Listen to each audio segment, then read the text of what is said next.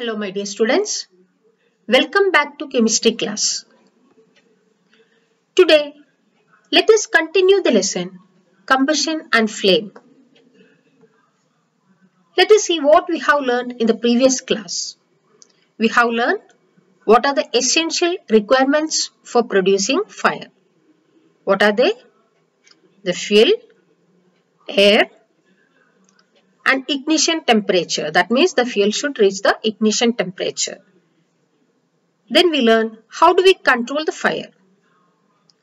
And we learnt about the water as a fire extinguisher, how water extinguishes the fire, how carbon dioxide extinguishes the fire. Then we learned the types of combustion. There are three types of combustion we have studied.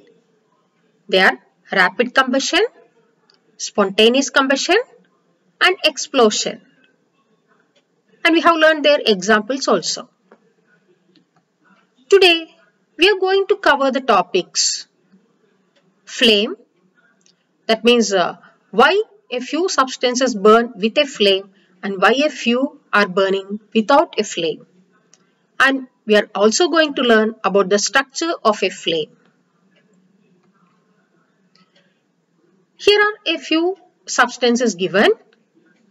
You have to mention whether on burning these materials form a flame or not. All these materials, you are familiar with all these materials. Candle. Can you say when a candle burns, it forms a flame or not? Yes, your answer is correct. Candle burns with a flame. What about magnesium?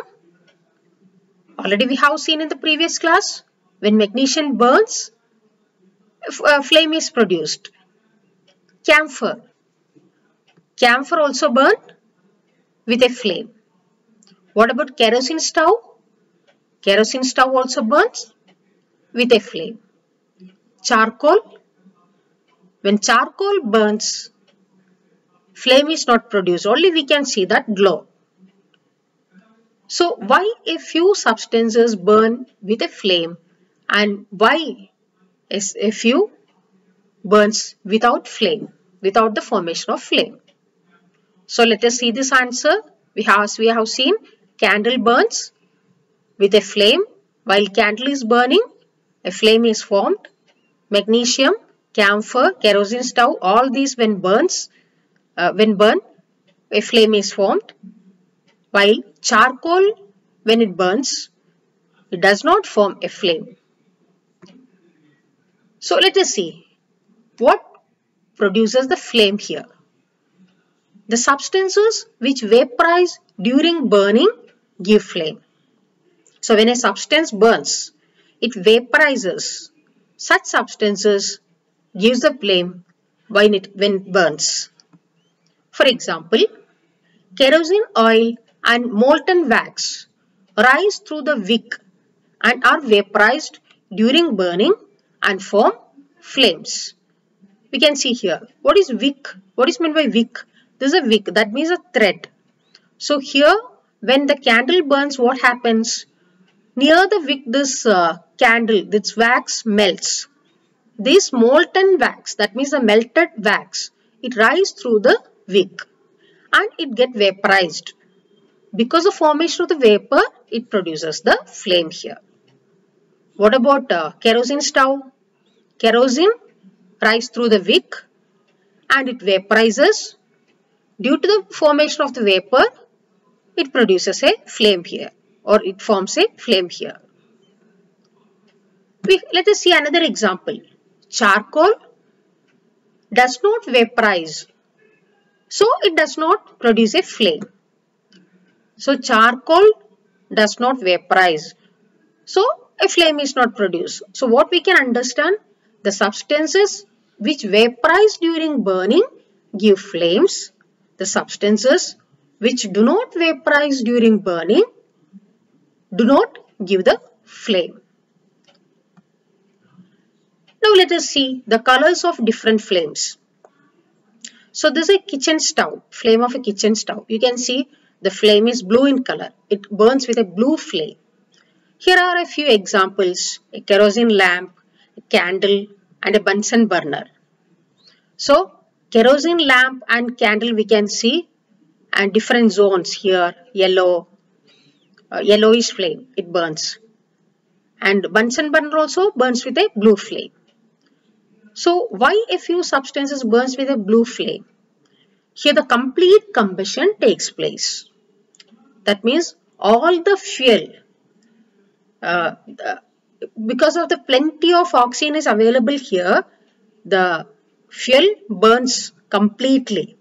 Not only the availability of plenty of air, the reason you are going to learn in higher classes in detail. So just understand the substances which burn completely, undergo complete combustion, it burns with a blue flame. So next we are going to learn about the structure of a flame. For example, here a candle flame is given. Here you can see three zones here. This is the outermost zone, that is also called non-luminous zone.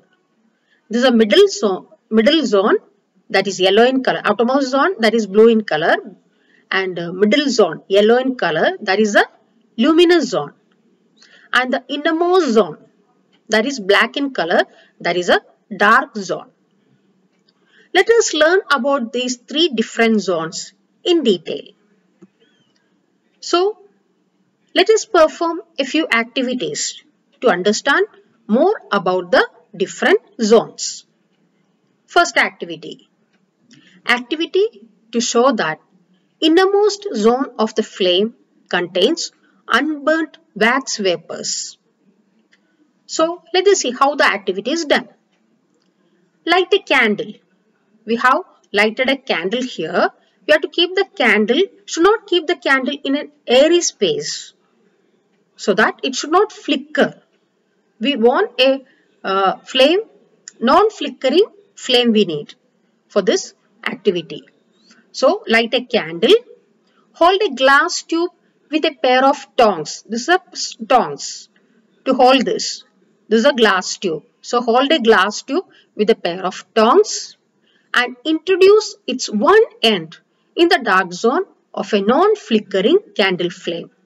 So here one end of the glass tube is introduced to which zone of the flame? The dark zone, innermost zone or the dark zone of the flame. Next what we have to do? Bring a lighted matchstick near the other end of the glass tube. So one end of the glass tube we have introduced to the dark zone or the innermost zone of the candle flame, and the other end what we have to bring? We have to bring a lighted matchstick. Do you see a flame at this end? So here we have brought a lighted matchstick near the other end of the flame. We can see here a flame. What is it that produces a flame here? So let us see. So here, we can notice that the wax near the heated wick means a thread, near the heated wick, it melts quickly. And what happens? The wax vaporizes here. Near the wick it melts quickly, the molten wax rises through the wick and it vaporizes. These wax vapors pass through the glass tube. So we have learnt already substance which forms a flame, which vaporizes, forms the flame. So here the wax vapors pass through the glass tube and these vapors form the flame. When the matchstick is introduced to the other end, it burns with a flame. These wax vapors burns. It burns with a flame because of formation of the vapors here.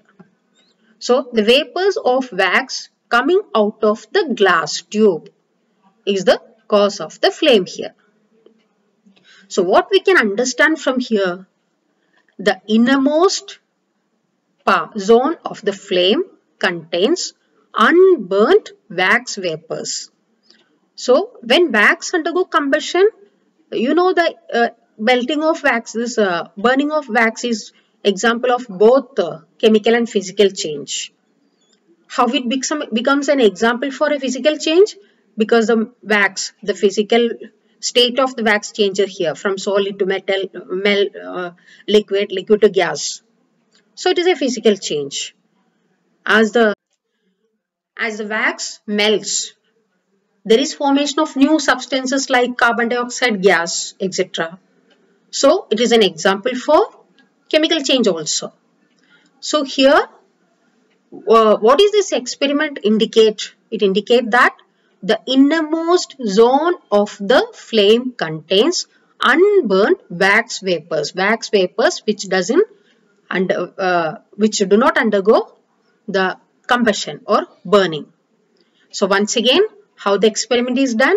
We have lighted a candle and we have taken one glass tube, that is hold the glass tube with a pair of tongs. Then introduce one end of the glass tube to the dark zone or innermost zone of the flame, and the other end, what we have to do? We have to bring a lighted matchstick.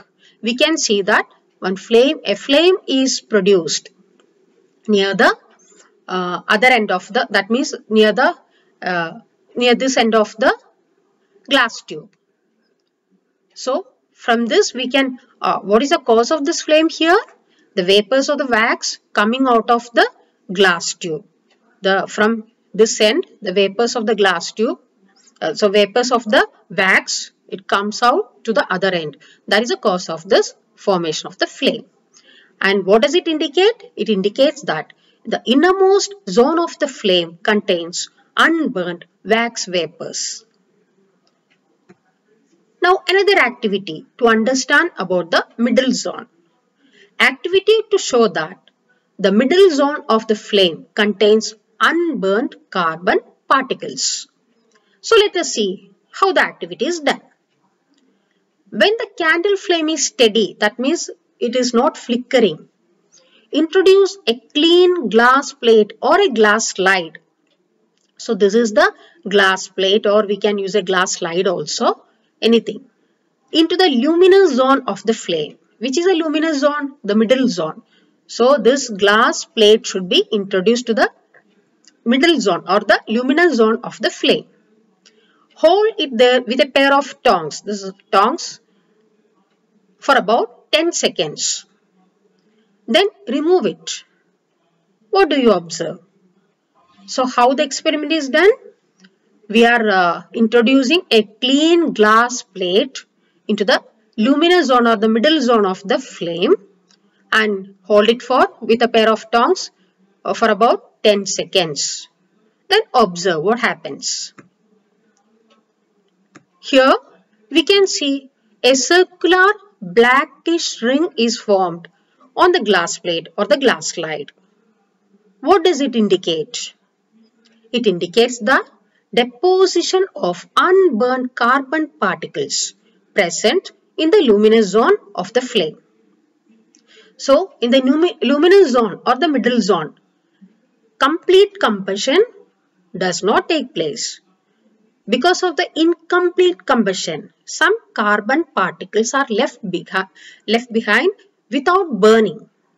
So because of the deposition of the unburned carbon particle, because of this, a circular blackish ring is formed here.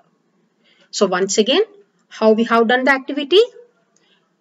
When we have introduced a clean glass plate or a glass slide into the luminous zone of the flame and hold it with a pair of tongs for about 10 seconds. What we can observe? And after that, remove it. What we can observe? We can observe a circular blackish ring is formed on the glass plate or the glass slide. What does it indicate? It indicates the deposition of unburned carbon particles present in the luminous zone of the flame.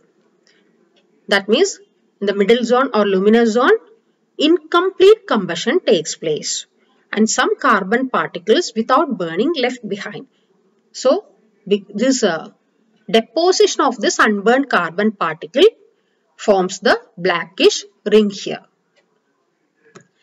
Next activity, to learn about the outermost zone of the flame. So here is the activity to show that outermost zone of the flame is the hottest part.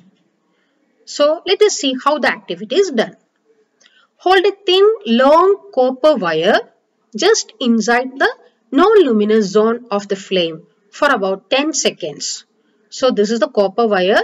We are holding it with a pair of tongs, and we have kept this, we have introduced this copper wire just inside the non-luminous zone of the flame for about 30 seconds. That means outermost zone of the flame. What we can observe? The portion of the copper wire just outside the flame gets red hot. Why it become red hot? Because there the temperature is the highest, or maximum temperature it reached there, or it indicates that the non-luminous zone of the flame is the hottest part. So we have done 3 activities here to understand about the nature of the outermost zone, middle zone and the innermost zone. Now all these are summarized here. So let us see. These are the 3 zones. The outermost zone, outer zone of the, here the complete combustion takes place and the color of the flame is blue. And it is the hottest part. Then the middle zone, here the partial combustion takes place and the zone is yellow in color and it is moderately hot region. And here the unburned carbon particles are present. And the innermost zone, here what is present? Unburned wax vapors are present here. This is the least hot zone. Next, here is a question for you.